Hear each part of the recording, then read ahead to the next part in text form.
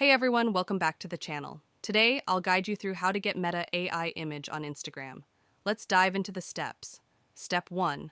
Open Instagram. Tap on the messenger icon located in the top right corner of the feed. Step 2. Select a chat, choose a username or group name to open the conversation. You can also start a new conversation by tapping on the plus icon in the top right corner. Step 3. Access AI images. Tap on the AI image icon located in the bottom right corner of the chat window. Step 4. Enter a text prompt.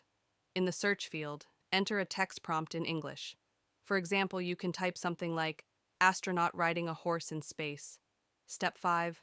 Browse AI images. Your AI images will appear below the search entry based on the text prompt you provided. Step 6. Send the AI image. Tap on the desired AI image to send it to your chat. Step 7. Share text prompt. Keep in mind that if you send an AI images, people in the chat will also see the text prompt you entered. And that's it. You've successfully sent an AI image in your chat on Messenger. If you found this tutorial helpful, don't forget to give us a thumbs up. Thanks for watching, and I'll see you in the next video.